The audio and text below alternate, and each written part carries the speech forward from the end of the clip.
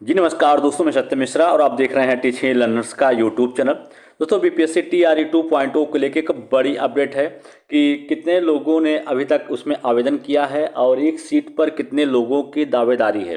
दोस्तों यहाँ पे आप देख सकते हैं कि एक समाचार पत्र में प्रकाशित जो खबर है दोस्तों, उसमें बताया गया है कि शिक्षक की एक सीट पर 5 लोगों की दावेदारी है। पिछली बार दोस्तों ये सारी सीटें जो थी कह सकते हैं कि रजिस्ट्रेशन ही नहीं हो पाया था। जितने वैकेंसी निकली थी उससे काफ़ी कम मात्रा में रजिस्ट्रेशन ही हो पाया था या बच्चे ही नहीं मिल पाए थे, क्योंकि वहाँ पे काफ़ी सालों से दोस्तों यह स्टेट जो एग्ज़ाम था वही कंडक्ट नहीं हुआ था। इस कारण से ऐसा हुआ था। लेकिन यह स्टेट एग्ज़ाम हो जाने से और सीटेट एग्ज़ाम हो जाने के बाद से जो भर्ती आई दोस्तों, इसमें एक सीट पर 5 लोगों की दावेदारी है। जो सीटें पिछली बार खाली रह गई थी बच्चों की कमी की वजह से, इस बार उस पर बहुत ज़्यादा कंपटीशन कर सकते हैं कि बढ़ा है, क्योंकि एक सीट पर 5 लोगों की दावेदारी है दोस्तों। जो इसमें अच्छा परफॉर्म करेगा उसी का सिलेक्शन होगा।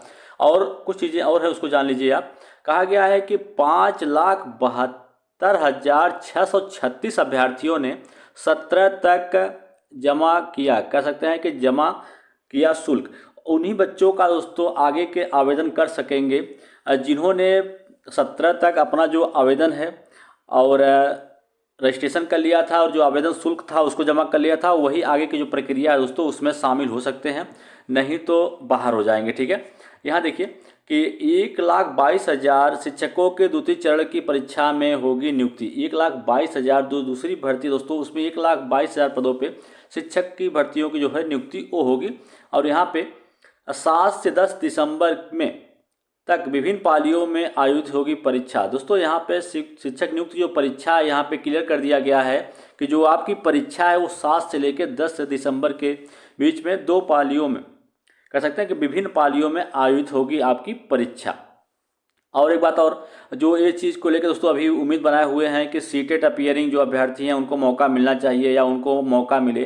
तो दोस्तों आपको बता दें कि सीटेट अपीयरिंग को लेकर जो उम्मीदें थी कि उनको मौका मिल जाएगा, वो उम्मीद भी समाप्त हो चुकी है, क्योंकि इनकी मांग थी कि इनको जो 6 to 8 की भर्ती है उसमें शामिल किया जाए और उनको मौका दिया जाए। तो दोस्तों 6 to 8 की जो रजिस्ट्रेशन की प्रक्रिया है वही समाप्त हो चुकी है। यहाँ पे आप देख सकते हैं कि मध्य माध्यमिक व उच्च माध्यमिक के लिए रजिस्ट्रेशन की जो तिथि थी वो समाप्त हो चुकी है। अब उसमें किसी प्रकार का कोई मौका नहीं मिलने वाला है। ठीक है, और बता दें आपको कि अभी तक कितने बच्चों ने आवेदन किया है, यहाँ पे आप देख सकते हैं दोस्तों।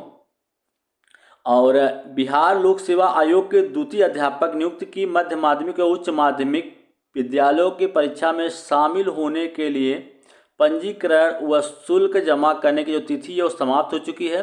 तीनों श्रेणियों के विद्यालयों की 1,12,000 सीटों के लिए 5,79,064 अभ्यर्थियों ने रजिस्ट्रेशन किया और इसमें से 5,72,636 ने शुल्क जमा किया है।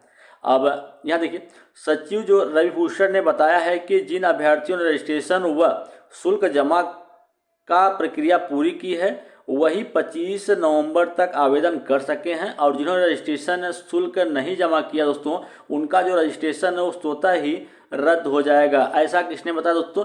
जो सचिव हैं रवि भूषण ने खुद इस चीज़ की जानकारी दी है कि जिन अभ्यर्थियों ने रजिस्ट्रेशन व शुल्क जमा की प्रक्रिया पूरी की है वही 25 नवंबर तक आवेदन कर सकते हैं, और जिन्होंने रजिस्ट्रेशन करके शुल्क नहीं जमा किया है उनका जो रजिस्ट्रेशन है वो स्वतः ही समाप्त हो जाएगा। और प्राथमिक का दोस्तों, यहाँ पे प्राथमिक जो पीआरटी है उसको लेके एक बड़ी अपडेट है कि उसका रजिस्ट्रेशन कब से कब तक होने वाला है। तो दोस्तों उसका रजिस्ट्रेशन की जो प्रक्रिया वो स्टार्ट हो चुकी है। प्राथमिक शिक्षकों के लिए 25 तक रजिस्ट्रेशन और आवेदन जो है वो चलेगा। बीपीएससी के पहले चरण की शिक्षक नियुक्ति प्राथमिक की रिक्त 9,461 सीटों के लिए रजिस्ट्रेशन शुल्क व आवेदन की जो प्रक्रिया है 25 नवंबर तक स्वीकार करेगा।